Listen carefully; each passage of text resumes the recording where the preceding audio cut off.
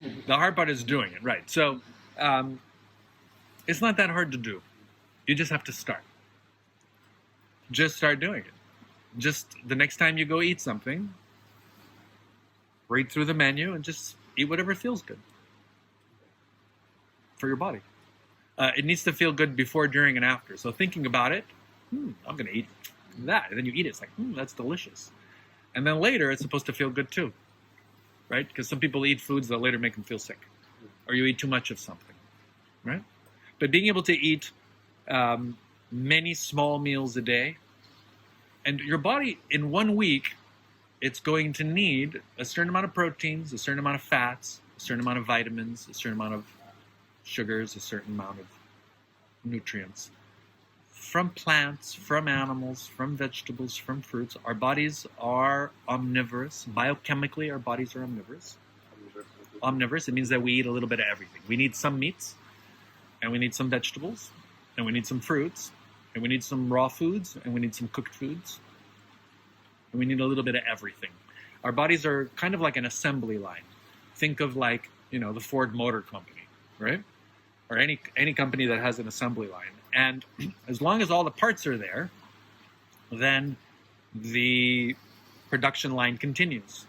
But if you run out of transmissions, then the assembly line has to stop, has to slow down. Our metabolism has 2 parts to it. The first part of our metabolism is that it takes the food that we eat and it breaks it apart like Lego blocks. It separates it into different Lego blocks. And those Lego blocks are going to be protein Lego blocks like amino acids. They're going to be carbohydrate Lego blocks like sugars, simple and complex sugars. There's going to be oils and fats, fatty acids and lipids. And then there's going to be things like salts, vitamins, and all sorts of little cofactors. And our body, that's our catabolic metabolism. So it breaks down whatever you eat, breaks it into little pieces. And then anabolic means that it's going to use those pieces to put together and build your body.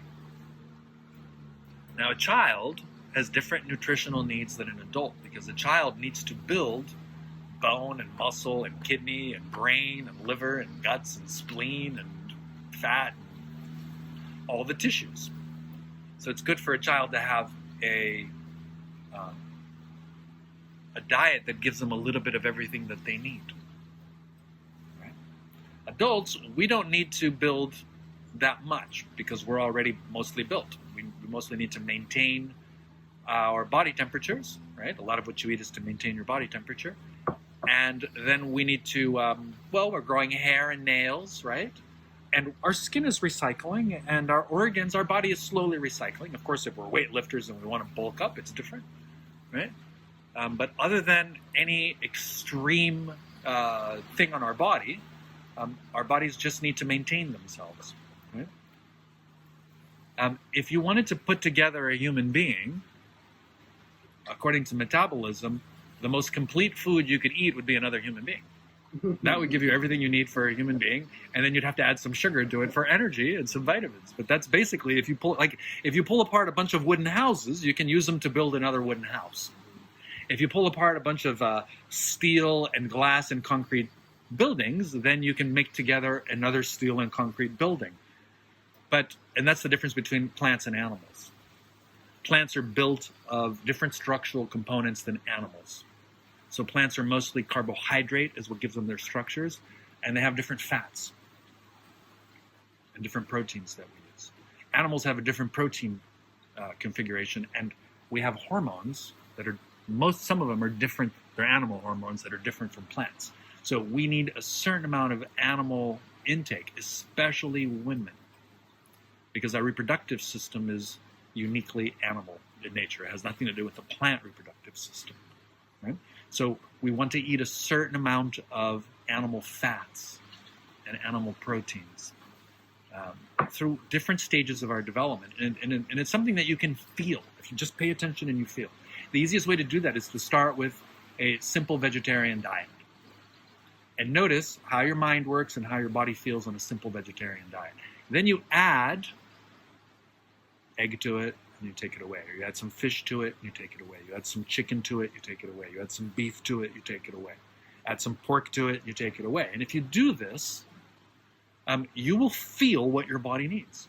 This body feels. It feels. I did for 1 day, or for You can do it for a day or two. Add it for a couple of days, and just take it away, and just go vegan for a month, 3 weeks. Just shut yourself. Just see what happens, and your body will function in a certain way. For example, your emotions will calm down. If you have people that are stressed and have traumas, you usually find vegan diets to be smoother and easier to handle. But that's because they're muting themselves. Because our animal emotions are part of being animal. Plants don't have emotions like we do. They have their own type of emotions, but they don't have emotions like we do. And eating emotional foods loads us up. There's certain amino acids in certain concentrations. Our serotonin and our dopamine levels it has to do with the food that we eat, with the tyrosine, with the tryptophanes, right? So certain foods will boost certain amino acids will boost our emotional levels. And if your emotional battery is recharged, you're going to feel a bigger dynamic range of emotions. If you go vegetarian for months and months and years at a time, your emotions, you can be very relaxed and very chilled out. But just because they don't have fuel? Just because there's no fuel, yeah, exactly. It's like the battery's low, so then you don't... No sparks. It's hard to have short circuits and sparks when the battery is low. When your battery is charged is when you can spark the most. Right? So when people come through here and they want to do our programs, if they are heavy meat eaters, the first thing we do is reduce their meat and put them on a vegetarian diet for a couple of days to rebalance, and then we reintroduce meats. If they're purely vegetarian and they haven't eaten meats, if they stay in our in-house programs, we require they start eating meats. Even if they don't eat meat? If they don't eat meats, they can't do our programs. Really? Yeah, because they will be emotionally blocked. Vegetarian for 7 years. So something you may want to consider is you do this work on yourself as you are, and then you may want to consider adding little bits of meats to your diet to see what happens to you, to see if it changes how you think and how you feel. I perform differently, and I can do different types of works depending on what I eat. So my energy, my intelligence, my sensitivity, my capacity to deal with emotional challenges are directly related to the amount of meats that I eat. For emotions, I'm particularly sensitive, and people who will come through here, pork, bacon, pork belly, mugrab, pork belly.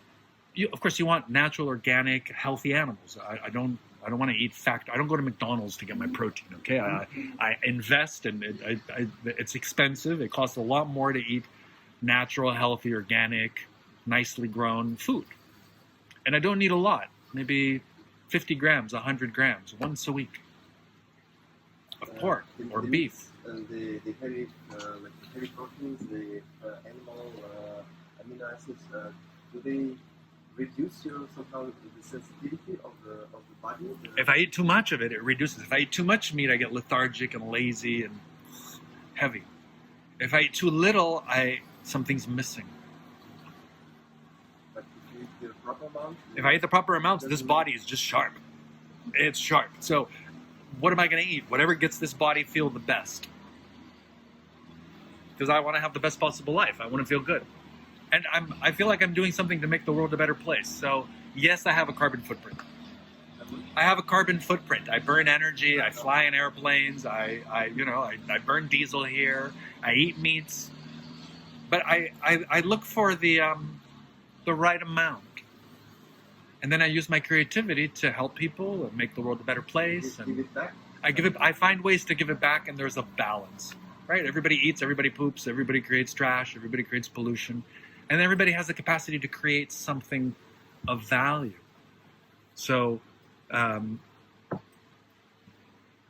knowing what helps my body process at peak performance is what allows me to stay at peak performance. And when I'm at peak performance, my life is effortless. I find all sorts of interesting things. Money comes to me. Interesting people come to me when I'm at my healthiest. Now, when I was studying, I was in graduate school. I went to graduate school in the USA, and I did a PhD program in biochemistry and molecular biology. And I was on a stipend, and I had very little money, and the stipend there's a delay in the money, the financial aid was coming late, and I couldn't afford to buy meat. It was too expensive. And I didn't eat meat for a couple of months. And I would fall asleep. Like every hour, I would just continuously tired and falling asleep. And then one day there was a sale. I went to the grocery store to buy food, and there was a sale on beef. And I bought a little piece of beef, and I ate it. And that night I had the best sleep, and I woke up early, and I was charged and ready to go to work. And I didn't pay any attention to it, except that 2 days later I was like, what is wrong with me? I went back to the store, and they still had some of that meat on, so I bought again. The next day, I was sharp, like, I'm here, right? And I realized that I had to invest and eat a little bit of meat if I was going to spend all day in classes and lectures reading science. I was sequencing, DNA of an artificial chromosome. Like I was 100% involved in what I was doing, and I couldn't keep up if I didn't eat a little bit of meat. For that, I needed beef. In order for me to have the energy to go out there and have life. If I want to go out there and let's say I'm down to my last money, the last money I have, I'm going to get a room with a nice bed. I'm going to have a steak dinner.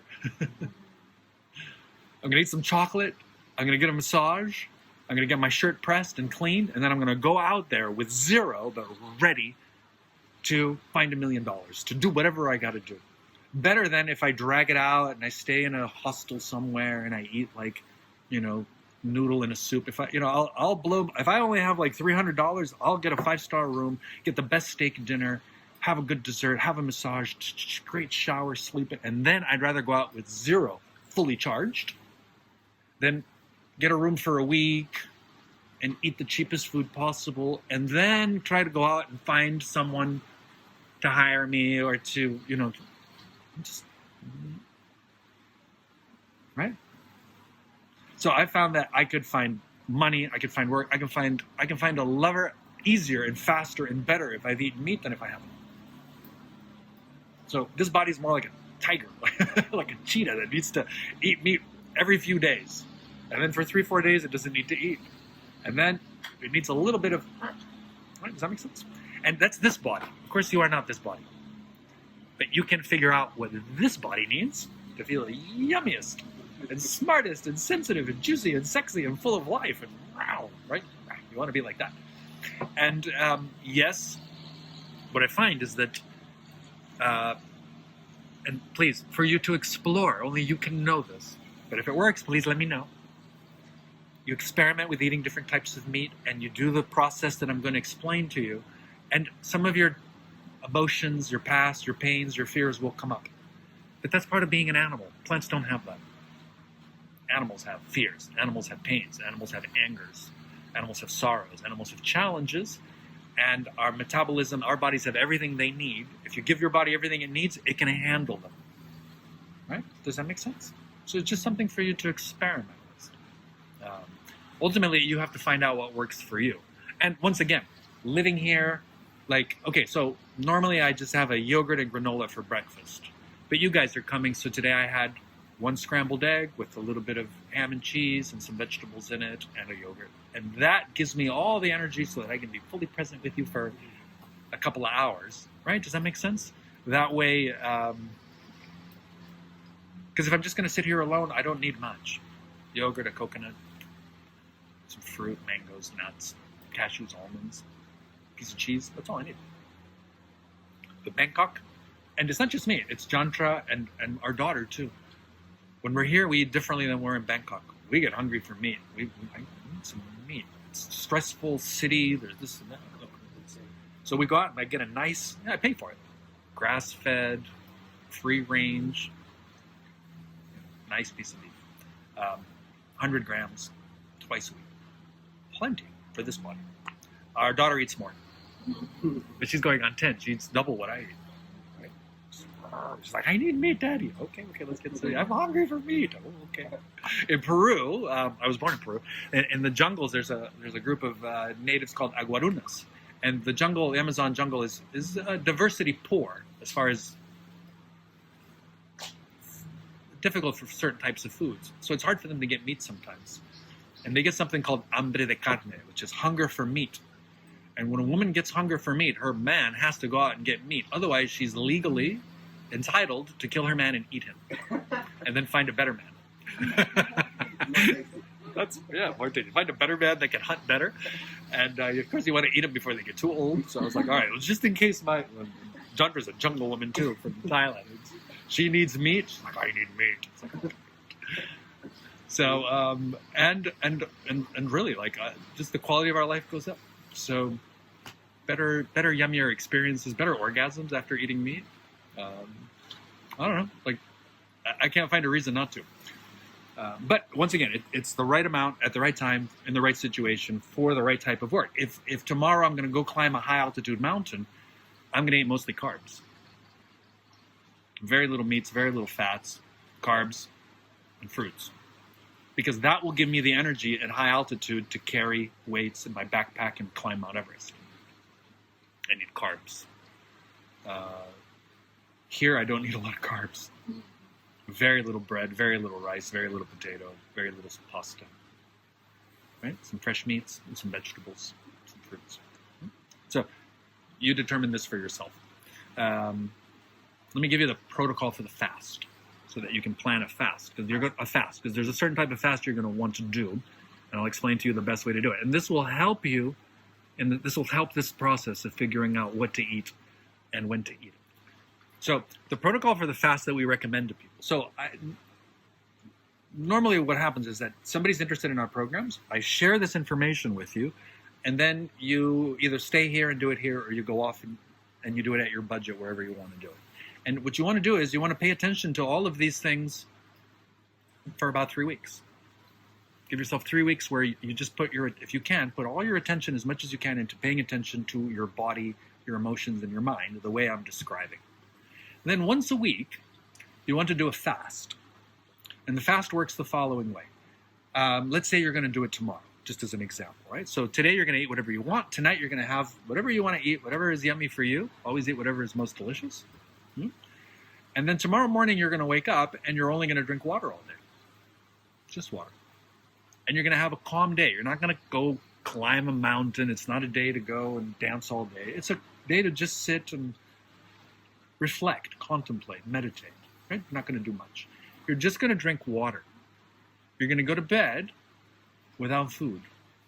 The next day you're going to wake up, and if you're hungry, you're going to not eat. Just drink water, relax, maybe do some yoga. And when your hunger goes away, because there might be an automatic, I'm starving, I need to eat, right? And you're not starving, you don't need to eat. You can pause and just let that energy drop down, and then eat, and whatever you eat, just eat a little bit at a time and eat it nice and slowly. And that's what you break your fast with. Fruit, yogurt, an egg, preferably something like a poached egg or a soft-boiled egg, something soft, right? I mean, you can eat a giant, plate of fried, whatever you want if you want, but be gentle with your body when you do these exercises. But what I want you to notice while you're doing your fast is I want you to notice what comes up for you, what thoughts you have, what feelings, what memories come up. You just sit quietly, you do nothing, and your blood sugars are going to be stable, right, at baseline. Because you ate the night before, the blood sugars went up, they went down, you slept, and then you're at baseline blood sugar level all day, all night, you go to sleep, you wake up. And you'll find that your mind works differently, that you think different types of things. You think a lot less. You're going to notice that your mind will pause with nothing to think about for large periods of time. And this is, you want to anchor this. Because then the next day you're going to start eating and your mind will start racing again. And what you eat will determine also what kind of thoughts you have. How do you anchor? You anchor it by just practicing, by just being aware of it. Just notice. So you write down. You keep a notebook with you, and you write down what kind of thoughts you have. You're thinking about life, the universe, love, God, money, I don't know, whatever you're thinking about. Mom, dad, your ex, right? So once again, one day is with water. One day you just drink water and go to bed that night. You wake up. Yep, and then you eat normal. Well, just if you feel a hunger, if you feel like you need to eat, Next morning you eat. you can eat the next morning. You can also go. So you do that a few times. You can also go 2 nights. So you can go. You wake up, you just drink water. You go to bed. You wake up, you just drink water. You go to bed. You wake up, then you have a breakfast. You don't want to do it more than 2 nights. More than 2 nights is unnecessary. And fasting for more than 3 days does a couple of things for you that go against this process. The first thing it does is that your metabolism starts to change and it slows you down. So you lose awareness, you become less aware. People who fast long time also find that their problems disappear, they feel connected, they feel at one with existence, they feel connected to God or whatever they want to call it. But basically what's happening is that their mind is shutting off and they're dropping sensitivity, they're dropping awareness, and they're dropping intelligence, and you start to hallucinate, you start dreaming. So you don't want to fast so much. Also, and this is funny for people who are vegetarian or vegan, when you fast, your body auto-cannibalizes itself, so you actually start eating yourself. So fasting is how vegetarians eat human meat. Because your body needs energy, so it's going to break down the fat in your body, and proteins are going to break down, and you're actually eating yourself. And when you diet and you lose weight, you're eating yourself. That's what's happening. It's impossible for someone to be purely, strictly vegetarian. First, because when you're born with the metabolism of a leech. You're the kind of a leech. You know that organism that sticks to your blood and drinks your blood? Yeah. So you're like a lamprey. So you have the embryo has this thing where it sucks on and it starts drinking the blood that's in the uterus, right? The menstrual blood gets eaten, and you start eating your mother. Then you eat from your mother. And whatever your mother eats gets broken down into basic components that a human body needs, and your body then takes that and builds itself up. Then you're born, and your body needs to start producing itself, right? So your body has a natural ability to eat itself. It builds itself and it eats itself. So metabolically, as far as your biochemistry is concerned, I would want to give it what it needs to thrive, to heal. Now, back to the fast for a second, and then I'll jump into something. In the process, in the next 3 weeks, what you're going to be doing, if you're doing this process, is that you're paying attention to your breathing, your hydration, your food intake, right? How you're sleeping, how you're resting, all of that. And you're spending as much time as possible just sitting, mapping out the thoughts that are coming up in your mind. So you want to be aware of how fast your mind is going. Your mind goes too fast, you do a breathing exercise, number 1, number 2, number 3, right? Your mind stops, it starts again, you write down what happens, it starts getting overwhelmed, you stop it. Again, you do this with food, maintaining steady blood sugar levels. After a week of doing that, eating a handful of protein-rich meals every 2 to 3 hours, right? Maintain steady blood sugar levels. Now you're going to do it at steady baseline sugar levels. And your mental activity will drop by as much as 90%. And what's interesting is that the thoughts that will drop away when you write down, if you compare your notebook of thoughts when you're eating a little bit of everything, keeping your steady blood sugar levels at peak level, then you compare to what you're thinking when you are fasting. And you'll see that there's lots of thoughts that you have that are really unnecessary. Because you don't think about them. If you don't have any blood sugar, they just don't come up. So then you can look at those thoughts and you can ask yourself, do I really need to have these thoughts? And they usually tend to drop away at that point. You realize that, do I need these fears and worries about life, love, the universe, my Twitter account? right? My ex who's now with my best friend, and they're both anyway, so who cares? And all this stuff, right? Or this person owes me money and they're never going to pay. Okay, they're never going to pay you back. It's their problem. Right? And at one point, you can start letting go. You start reducing the content of your thoughts, fine-tuning what your body needs, and reducing the content of your thoughts. Right? Does that make sense? That's pretty much what I've been doing for the last 2 weeks. Great. So here you're doing it systematically. And what we're looking for specifically is we're looking for the quiet spaces between our thoughts. We want that to grow. Think of a traffic jam on the freeway. How much room is there between cars? It's like bumper to bumper, right? That's how we say in America. And the freeway is empty, and there's one car going by, and a Lamborghini goes by, right? And an old VW bus goes by, right? Then a Mercedes goes by, right? Then a convertible with kids and music, it goes by, right? And your thoughts can go by that way. And what you want to listen to are the spaces between your thoughts. You want to catch the moments where your mind is pausing by itself, because you're breathing properly, you're hydrating properly, you're eating properly, and you know that certain thoughts will come up on a vegan diet. Certain thoughts will only come up on a fast. Other thoughts will only come out when you, eat some beef. Have some sushi. Raw fish, there's just something about it. And you chew it properly, you enjoy it, right? Some things only come up when you eat some bacon. It's just hard to explain, but there's something. Sometimes I just need some bacon. I just need some fried pig fat, and that's what this body needs. And the other thing I want to say is that you want to think of this as a transformational process.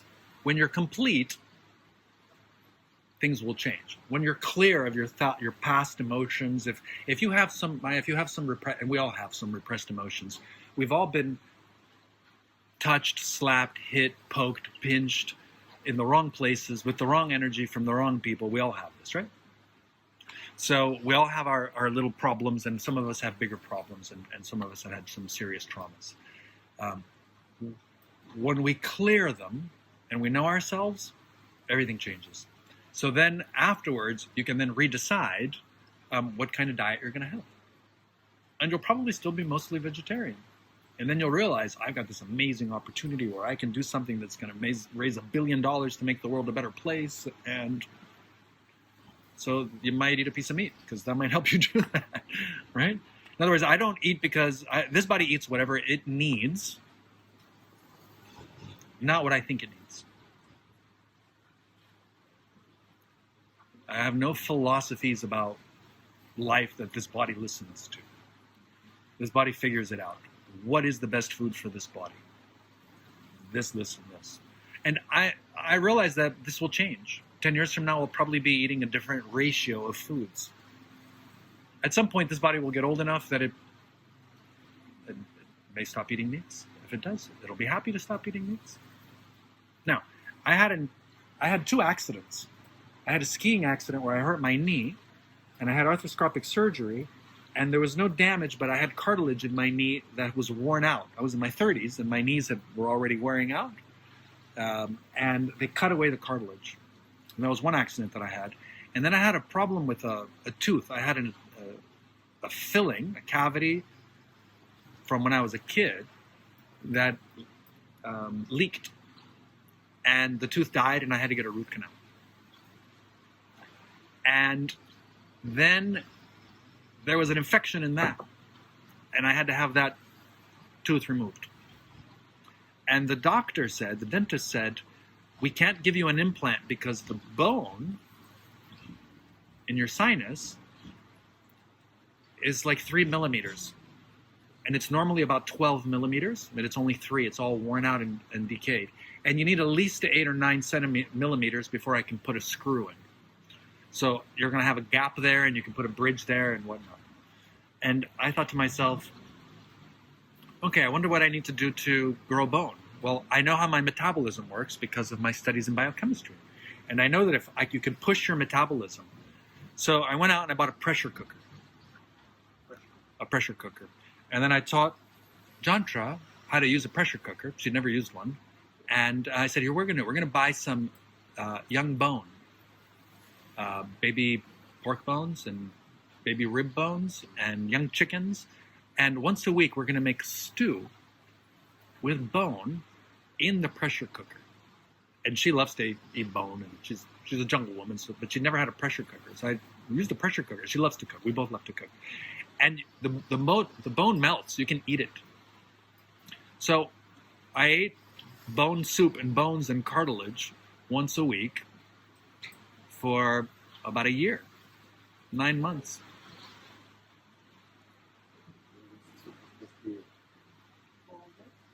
Bone soup, cartilage, but pork rub, baby pork, small, soft bones. And you cook them, and they melt in your mouth, and you eat the whole thing, and you put the herbs and onion and garlic. It's delicious. It's just so yummy. You put barley in it. Long term on a pressure cooker. And of course, it has to be natural. It has to be organic, because bones collect minerals and poisons. But it's still liquid, right? It turns to liquid. It's a soup, but the bone turns soft, like a jelly. Actually, we have You have the same, because you eat the bone. Yeah, sure, you eat the bone, especially in the cold, in the winter. You eat a nice soup with bone. And I ate that, and then I went back to the dentist. They took an x-ray, and they're like, your bone grew back. How is that possible? I've never seen that. And I was in my 40s. They're like, you're a 40-year-old man. How did you grow bone back? I go, well, I pushed my metabolism. He said, how did you do that? Well, I made bone soup in pressure cooker, and I ate it on a regular basis. And that gave my body everything it needed, and the bone regrew, and I got an implant. And I don't have knee problems anymore. So you can regrow bones and cartilage, and you can rebone nervous tissue. But you have to eat foods that have bones and cartilage and nerves. Where are you going to get those? Like, how much corn do I have to eat? How many potatoes do I have to eat to get the same thing as, a hamburger? It's not possible, right? So I've maintained this body, my skin, my hair, my nails. My body stays healthy because I give it what it needs. There's cofactors for your immune system, for how your body grows, and that can be found in other healthy animals. So I don't...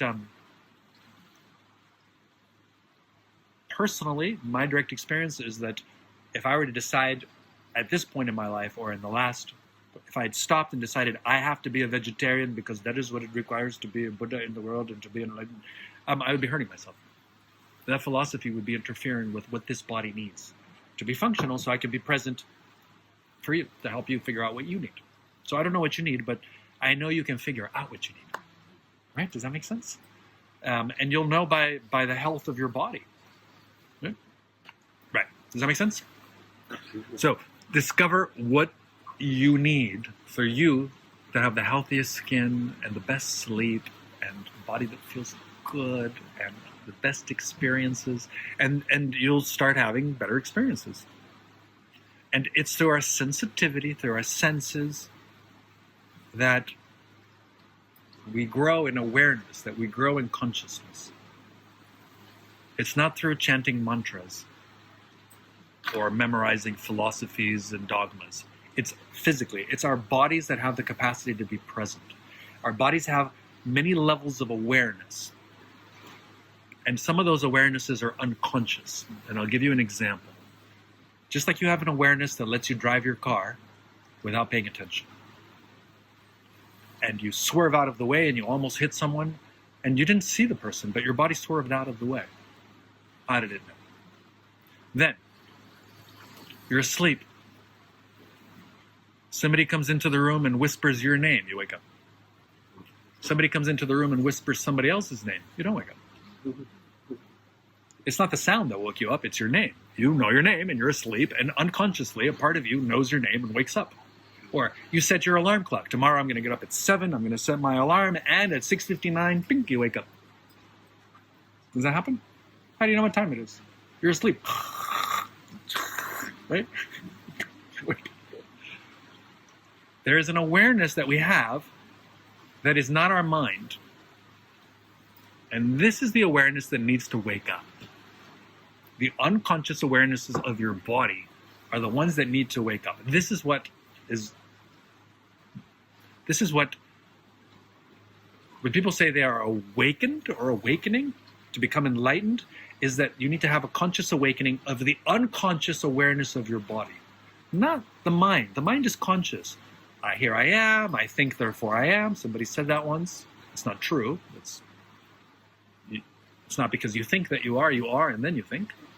Descartes was mistaken. There's all sorts of philosophies about life, but it's your body that has to be awake when your mind is off.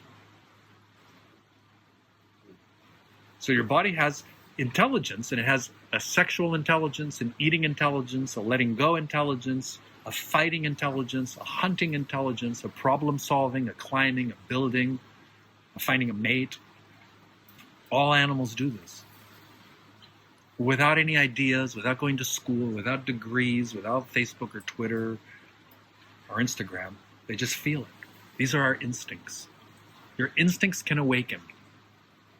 Your instincts need to be. You need to be aware of your instincts and how they function. And you can only be aware of your instincts and how they function when your mind is off and you're present.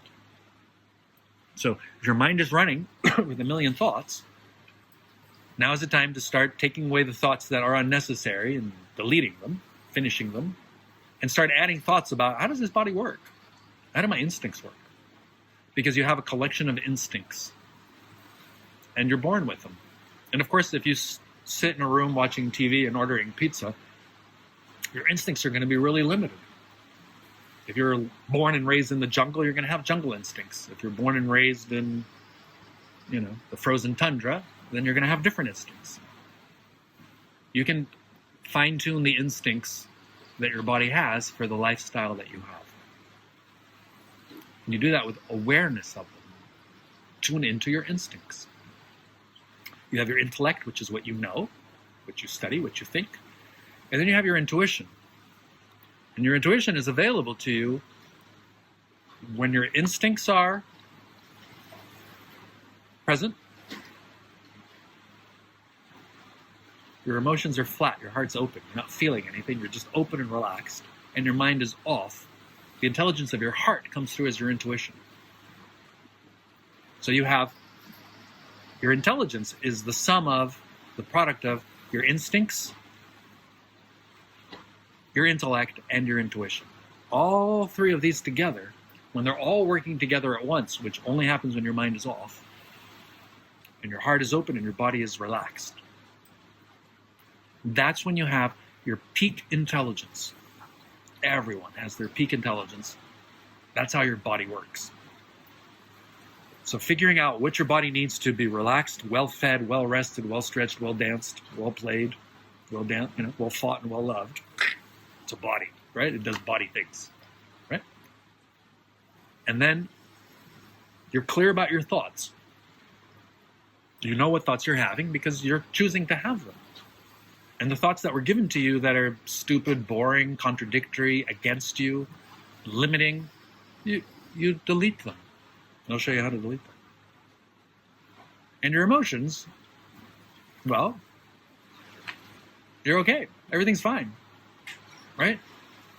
You're not happy, you're not sad, you're not angry. Like right now, are you feeling any emotions right now? No, not really. There's no reason. If I slapped you, you'd feel something. If I kissed you, you'd feel something else. You might be happy, you might be angry, right? But there would be an emotional response, right? But if you're just sitting there, there's no reason to think and no reason to feel, and your body's okay, that's the requirements for your highest intelligence to come through. Your intuition turns on, your higher intelligence activate. Those are the conditions. This is what we're looking for. We're looking to know how to drop into our highest peak performance space, our zone. That zone where we shoot the basketball and it goes in every time, or we drive the car and we catch the corner, or we surf the wave, or whatever it is that we do, right? We're drawing, we're painting, we're playing a musical instrument, we're dancing, we're totally present in the moment, engaged. And knowing how to get there is very rich and very valuable. And that's half of it. And the other half is then knowing how to drop back into just without doing anything, just sitting quietly and being present, being fully on. Now, there's very little things in life you can't figure out. So this is a potential goal. A goal, a place to get to, where you say you wake up in a body that slept well, feels good, is eating the right food, is breathing properly, hydrating properly, has the right posture. You're cleared emotionally. If there's a good reason to be happy, you're as happy as can be. If there's a good reason to be angry, you're as angry as you need to be. Right? If you're close to somebody who's gentle and sweet and open-hearted, your heart's open. If you're close to somebody who's an enemy and dangerous, your heart's closed and you're ready to fight. Just like it's a nice day, the windows are open, it starts to rain or snow or too many mosquitoes, and you close the windows or you close the screens. It's not complicated, right? Just like that. You do that emotionally, intimately. You're either open or you're closed. Your body's healthy and feeling good. Your mind is ready to think about anything useful and ready to drop anything useless. Now you're in a body that has what it needs to be able to thrive. Right? Does that make sense? Yeah.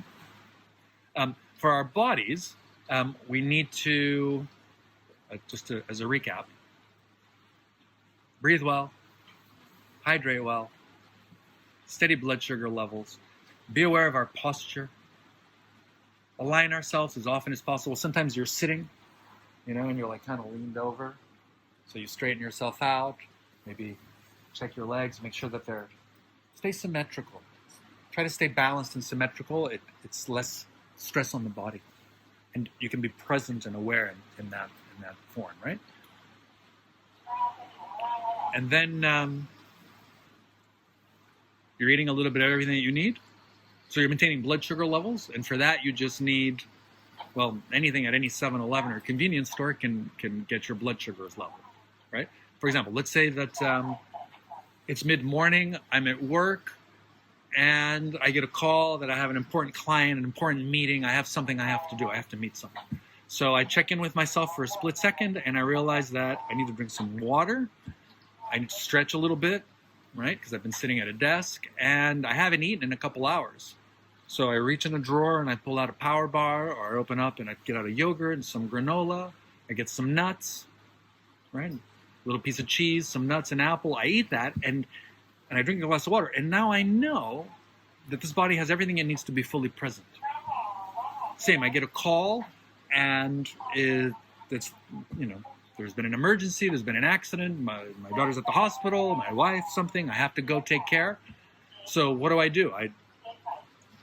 I grab a bottle of water and a handful of food, and on the way to the hospital or to the meeting, I'm eating. How can you eat at a time like that? I need to eat because I need to be fully present. There's an emergency. I don't know what's going to come next. I need to be able to be present, and I need a body, I need a mind, I need a nervous system that's going to work for at least a couple of hours. So on the way to the hospital, I stop at the 7-Eleven. It takes 2 minutes to grab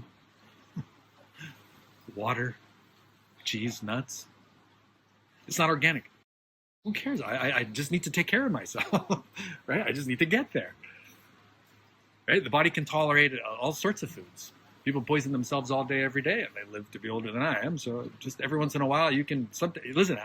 I've been in situations where the only food that was available that was safe was a McDonald's or a Burger King or a 7-Eleven, and I went in and I enjoyed the Happy Meal and I ate the chicken nuggets or whatever it was, or the Whopper, and I walked out ready to deal with whatever came next, because I needed something, and 5 minutes later it was solved. My nutritional needs were taken care of, and now I'm fully present. And yeah, once a year, every 2 years or something, I end up having to eat at a place like this. And I'm grateful for the KFC or the McDonald's or the Burger King that at least provided a meal that is clean, at least doesn't have bacteria in it, or it's fried, it's clean. I was at a border crossing in Cambodia once, and boy, it was just, everything was so dirty. It was so scary place, and there was a KFC, so I went to the KFC. Not a problem. Enjoyed it and kept going, right? Does that make sense? Because I understand that emergency landing, right? Oh, we're going to land wherever we need to. We're going to refuel with whatever we need to, and then we're going to take off and keep going, right? No, I will never do this. That's an idea, right? And you need to give your body what it needs. The thing to understand about the foods that we eat is that when you look at a nutritional label, they talk about proteins, fats, carbs, salts, sugars, vitamins, minerals. But there are thousands of cofactors. There's thousands of teeny little molecules in all of our cells that our body can reuse, can recycle. So there's cofactors in foods, in living foods, that are really only available in those foods, or at the level that your body needs them. And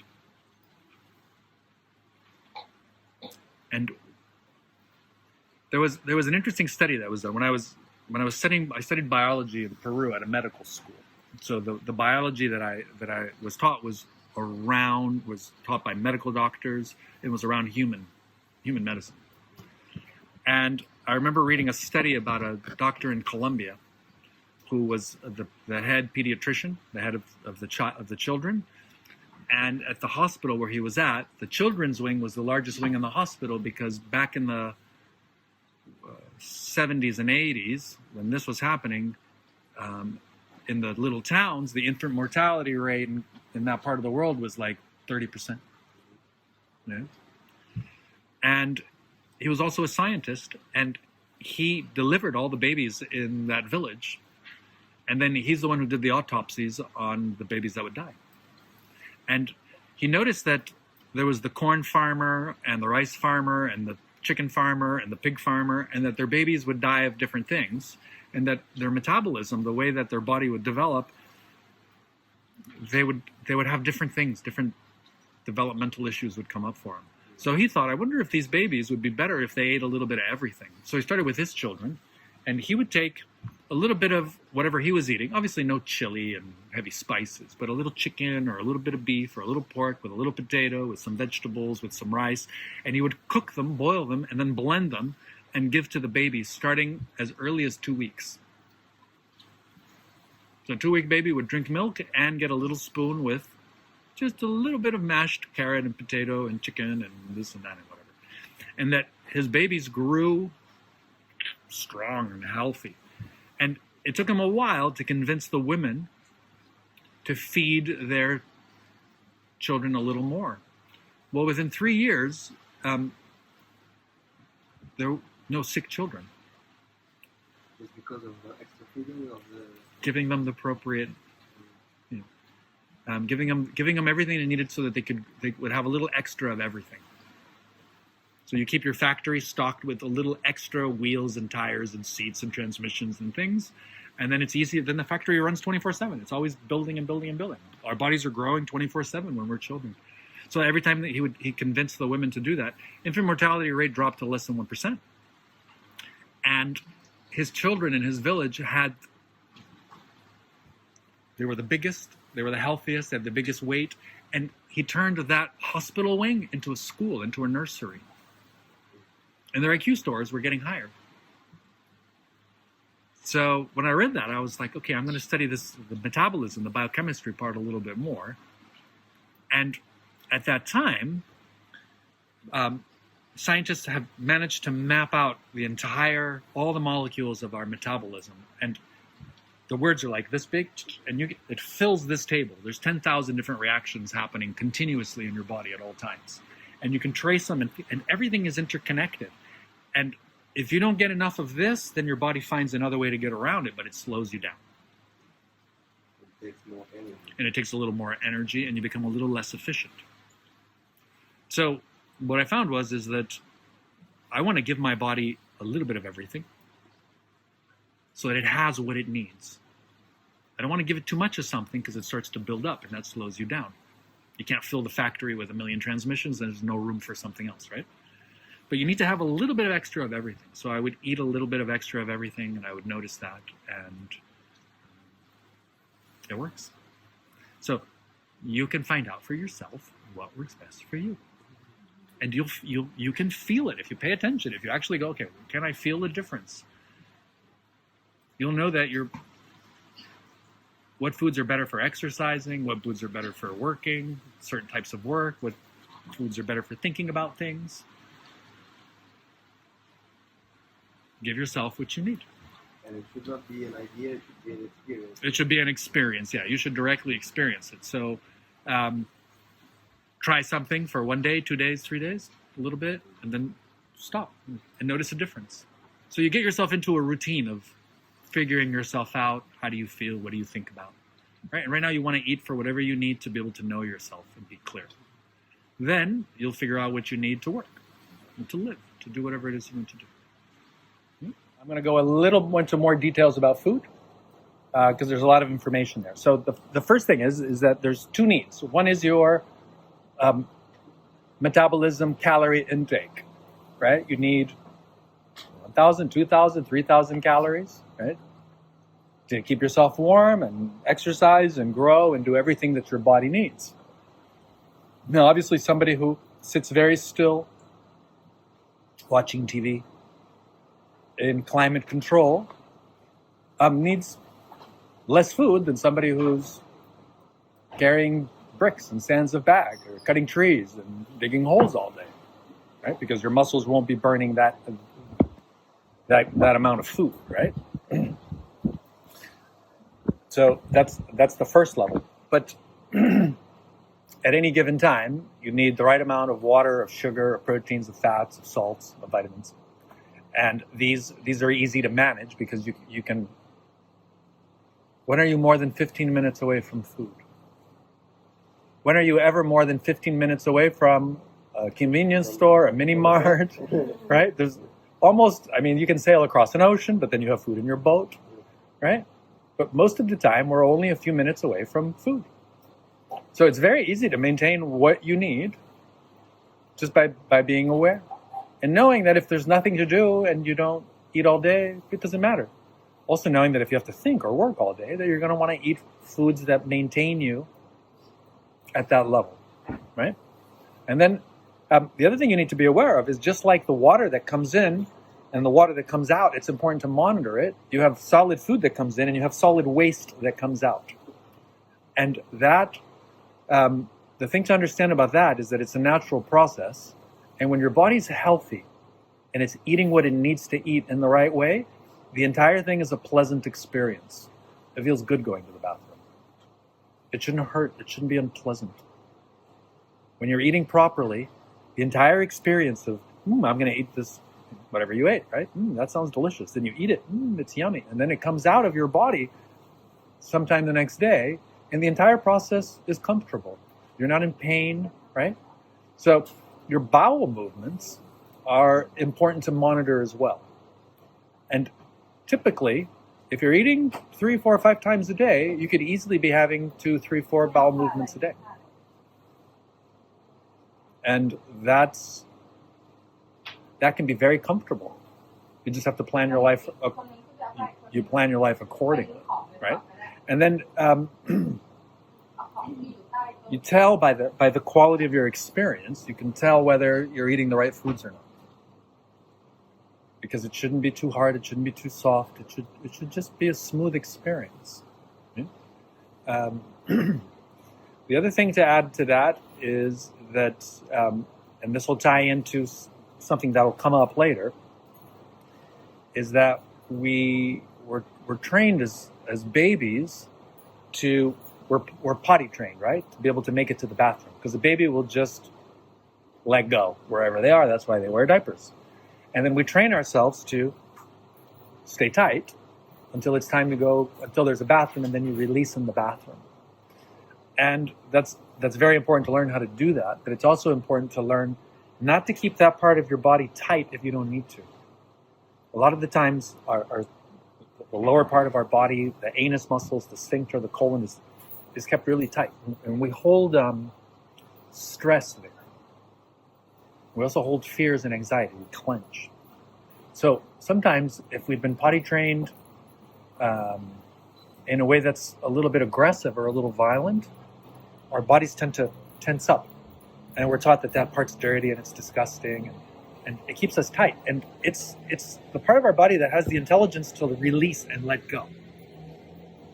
And different animals, it evolves through, we're animals, and it's evolved differently for different types of animals. But, for example, we have lizards, monitor lizards here. Every once in a while, I come down here and there's a big lizard walking around here. And I've learned not to scare it.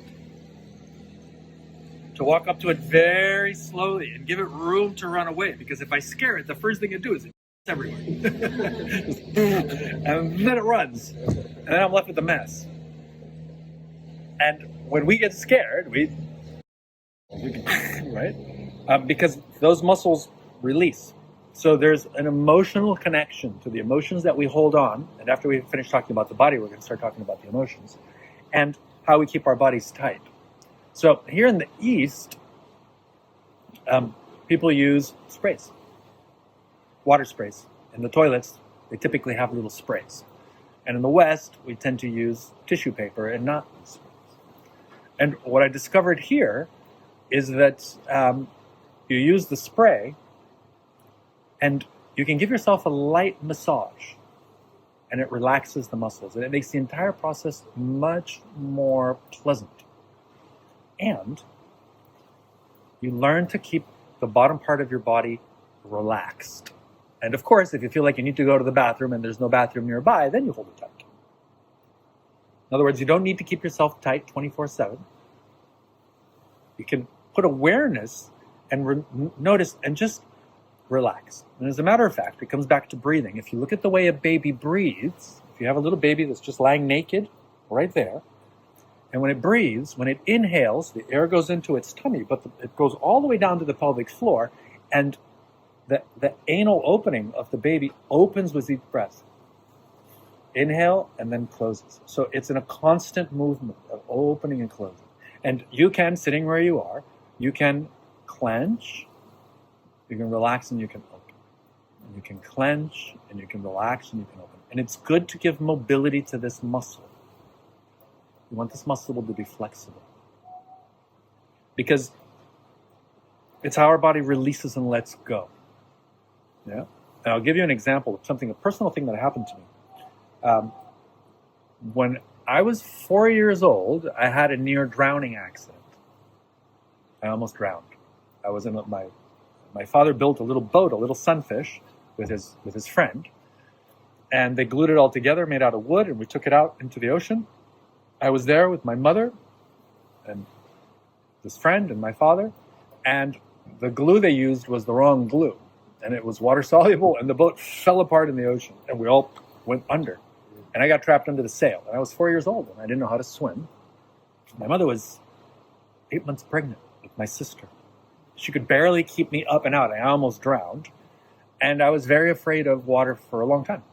And then by the time I was 8 or 9 years old, I learned how to swim. And I let go of my fears, and then I learned how to scuba dive, and I let go of all of my fears. And then, this was about 13 years ago, I went and I did a course for specialized massages for bodywork. I'm trained in different massage modalities, Thai massage and oil massages and things like that. And this was a specialized course that was on genital massages. And the course included genital and anal massages. And I'd never had an anal massage in my life by anyone, ever. But part of the course required learning how to receive massage and to give massage. And this is non-sexual. It's just you lay there and the therapist wearing gloves, wearing their clothes on, you don't touch. You do the breathing exercises, like the breathing exercise number 3. You do it gentler over like a 45-minute, and you get an entire body massage that includes massaging genitals and the anal area. Gently, but the point is to connect the entire body. And we're going to talk about sex and the problems we have with sex because we're taught that this part of our body is bad and dirty, yucky, sinful, right? Shameful. So I'm laying there and I'm laying on my back, on my stomach, and I'm getting a massage in an area I've never been massaged before. And it was strange, I have to admit, it was kind of strange. And then after I had the massage, I went back home and I took a shower and I just gently touched and massaged the outer part of my body. And suddenly I had this, and I felt like I saw myself popping out of the water, and I had what I call my third breath. My first breath was when I was born. My second breath was when I came out of the water and I almost drowned. And my third breath was I was in my 40s. And I released the trauma of holding on to the tension of tightening when I was drowning. And I carried that for 40 years. And when I did, I felt like I could float in life. I felt buoyant. I was holding fear trapped in my body from something that happened when I was this big, that I'd clench because you can't let water in, and then you breathe. And I carried that tension with me my entire life. So I've learned that pay attention to every part of your body. If you have a tension anywhere in your body, just learn to relax it, learn to massage yourself, learn to accept your entire body.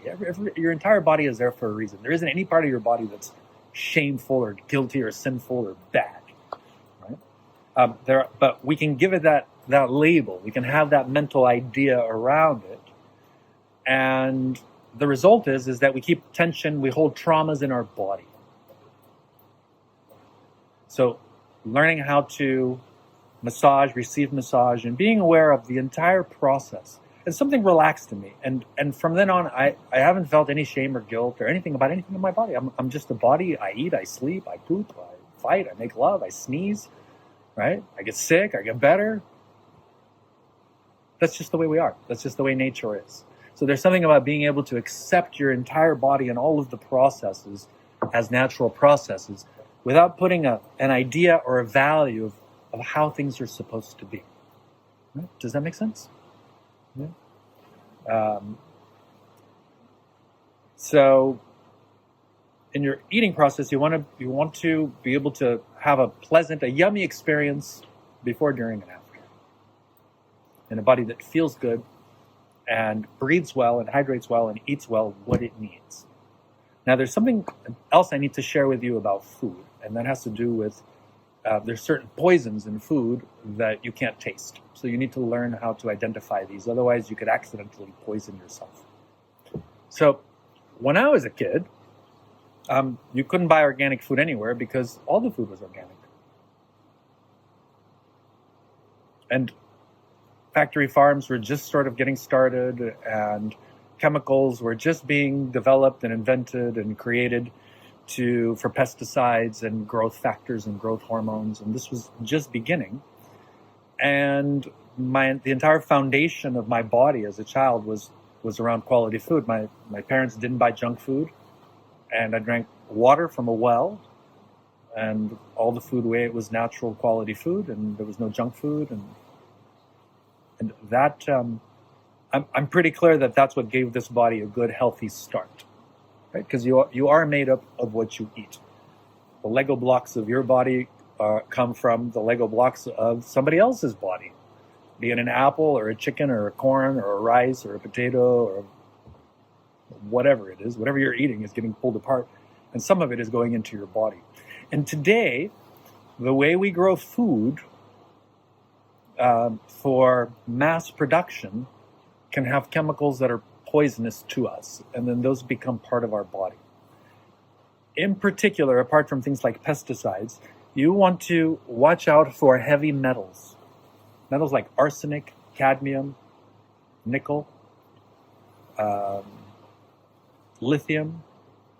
You know, one of these cell phones falls into a pond, and the lithium from the batteries can poison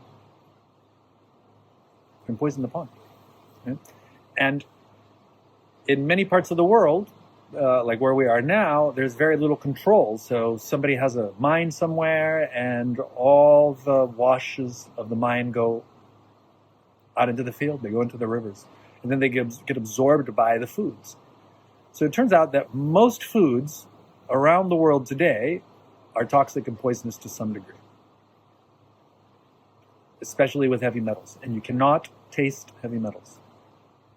So we had an experience here We're looking to tap into the intelligences, the awareness that our body already naturally has just for being alive. And then on top of that, we want to add all of our ideas, our philosophies, our creativity, logic, and reason, and all that in science. You can add to that, but you don't want to use this for everything. This is the main problem. Your body has an intelligence, has many intelligences. There's 8, 9, 10 different intelligence systems in your body.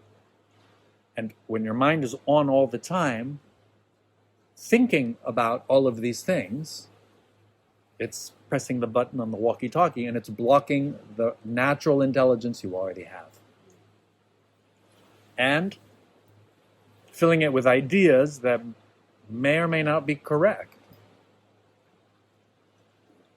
And the intelligence that has evolved in our bodies works already. Why try to change it? Why try to fix it? Why try to improve on something that already works? When it comes to eating, whatever is most delicious comes into this mouth, and whatever is less than delicious, I can eat it, but I tend not to. Unless I'm really hungry and I need to, I won't eat anything that's less than delicious. I have very, very strict dietary rules. Yummy. It's got to be yummy. If it's not yummy, why am I eating it? Why am I eating it? Right? Because this has been happening for 1 billion years. The smell of your nose and your tongue, it's the same sensors, the same type of sensors. It's the same intelligence that was happening with the first bacteria, the first algae. The first organisms have this intelligence. And this intelligence has been evolving, and 1 billion years later, this body knows how to eat. So I'll tell you another true story, which is that a few years ago, everything was working here fine. We were doing great. We were successful. We made a lot of money, and we decided to go out there and find other teachers, other coaches, other life coaches, and see what they were teaching. And we met 6 different high-end coaches around the world, paid a lot of money to go spend time with them. And one of them, I won't mention his name, but celebrity coach, billionaire, successful, teaching all sorts of amazing things, reported to us and to this group of participants that he discovered that he had heavy metal poisoning in his blood, in his body. And I thought, wow, that's crazy. This man has access to all the best doctors, all the best of everything. We're millionaires, but he's multi, worth 100 times, 1,000 times more than we are. We should get ourselves tested. So we came back, and this was 4 years ago. I had just turned 50. And I went and I had we had full medical checkups, everything that we could possibly get done, including tests for heavy metals and poisons in our body. And what we discovered is that, well, both Jantra and I, we were healthy and everything. Everything was fine. The doctor was like, everything is fine. I've never met anyone so healthy. What do you do? Why are you here? I said, well, I just wanted to know. And I want heavy metal tests. So he did the tests, and it turned out that there's a minimal level that's acceptable for poison, for what's known as chronic poisoning. So there's a little bit of poisons in food, and if you eat a little bit, it stays at a certain level. It doesn't hurt you. Your body can detox it. Your liver detoxes it. Your body has ways of protecting itself from natural poisons. But if you eat too much of something, there's a minimal level of mercury, for example, or cadmium, or lithium, or nickel, different metals that disrupt your metabolism. So we tested ourselves, and it turned out that we were at around 5 to 10, 15% of the lowest level for all metals, except for arsenic, where I was at 80% of the lowest level. Jantra was at 60%. And aluminum, we were both around 40%. So I did some research, and I discovered that aluminum is found in all sorts of processed wheat products, breads, cookies, crackers, things like that. And that arsenic is found in rice and rice products. That rice absorbs it. So then if you eat the rice, and lots of vegetables and certain plants will absorb heavy metals that are in the water. So I thought 80%, that's pretty high. So we did some research, and we found some organic producers of rice and grains and foods that they test, and they're low arsenic, low heavy metals. So we tested ourselves, and for 1 year we were careful about what we were eating, and then we went back to test ourselves, and the level dropped from 80% of the lowest level to 15%. Does it affect how you feel? Well, you don't feel it, but 10, 20, 30 years of eating these foods, they accumulate in your bones and in your bone marrow, and you start having all sorts of problems. Problems with your brain, with your kidney, with your heart, with your liver, with your bone marrow, with your immune system, with your skin. And Jantra and Nampu, my wife and daughter, they went to go visit some family, and they spent 10 days in Bangkok and in Chiang Mai just eating regular street food. Not bad food, just the regular stuff that... And they came back and they got tested. And in 10 days, Jantra went from less than 15% to over 150%. And Nampu was at 280% in 1 week of eating street food.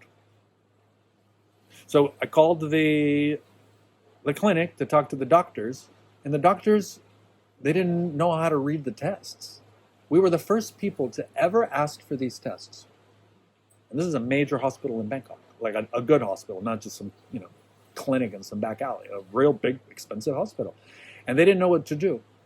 So my background's in biochemistry and molecular biology, so I started doing more research and just looked at the primary literature and what's dangerous and what isn't. And I discovered that it will clear out of your body naturally in 2 to 3 days.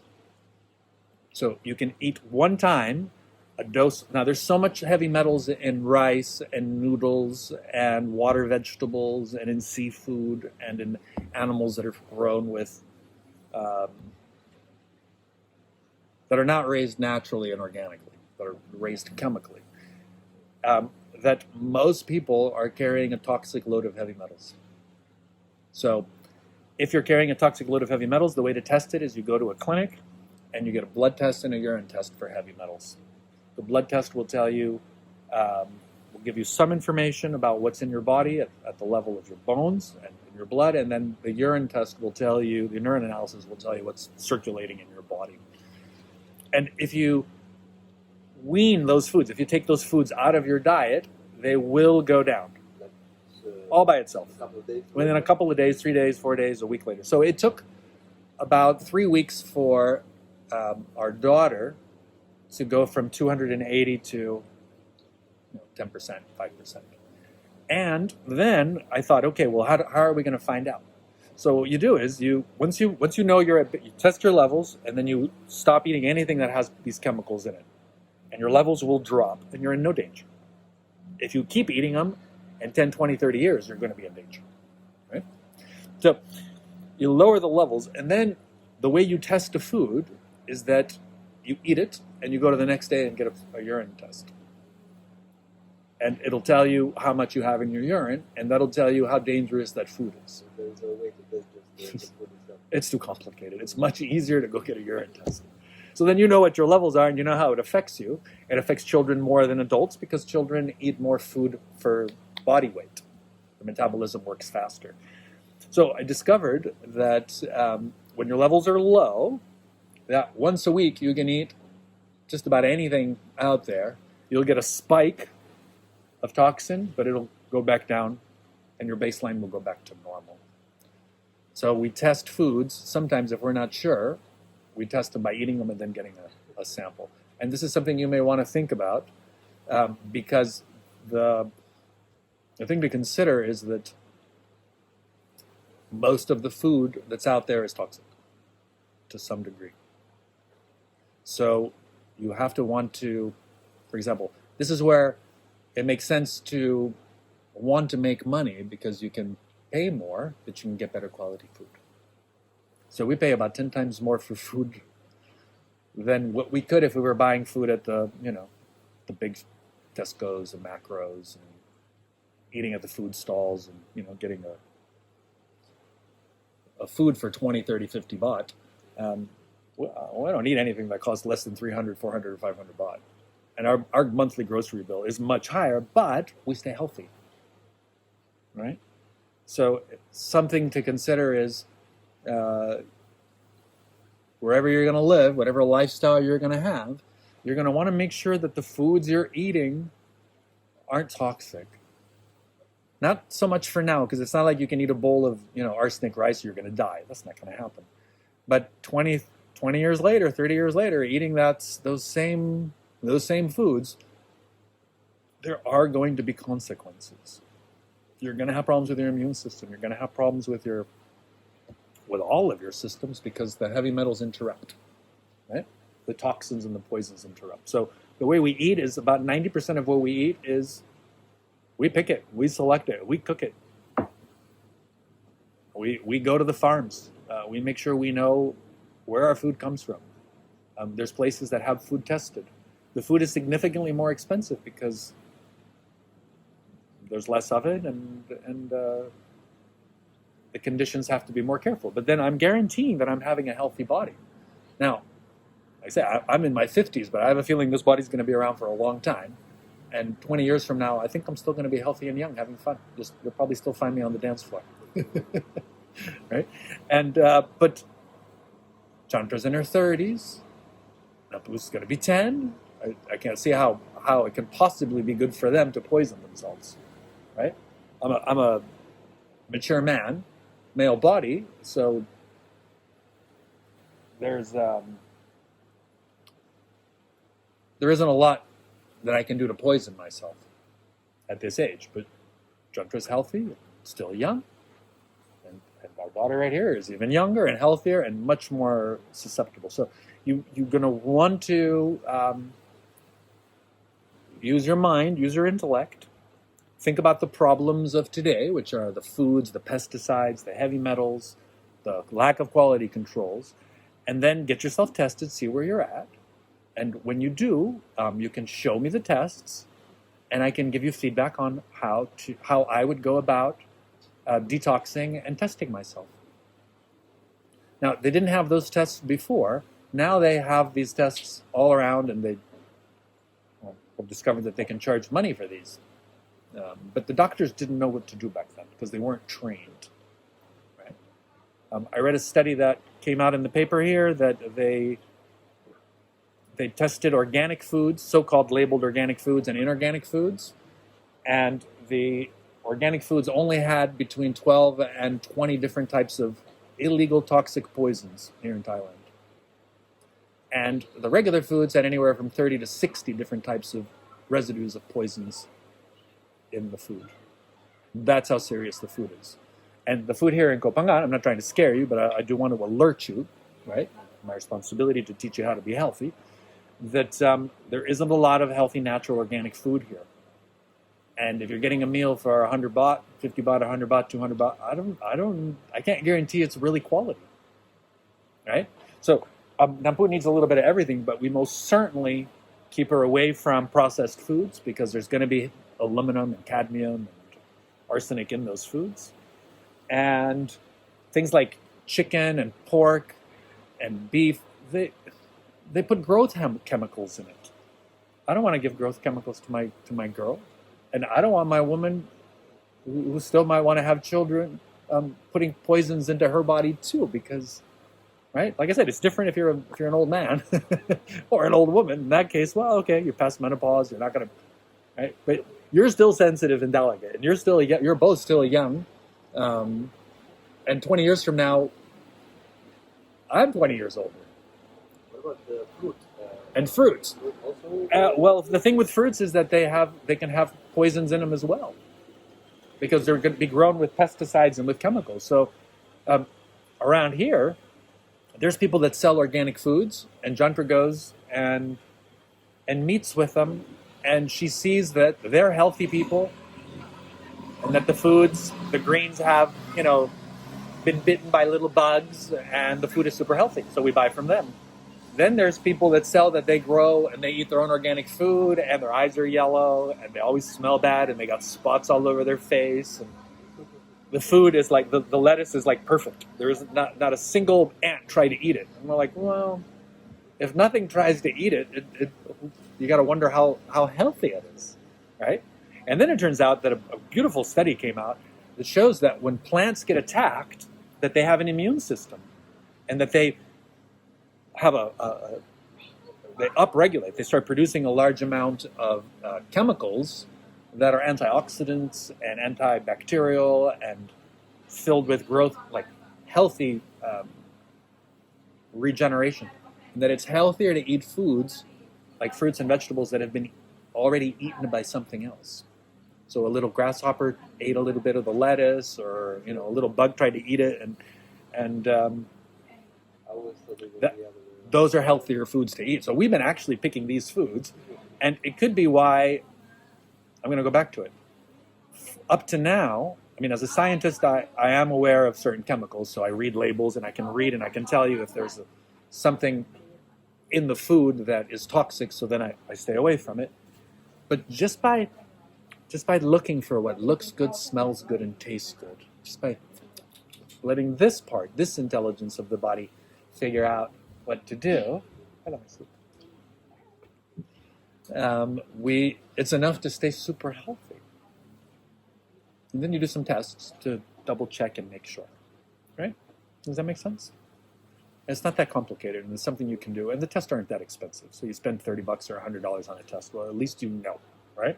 And you can do it once a year, and that's enough to be able to keep yourself healthy.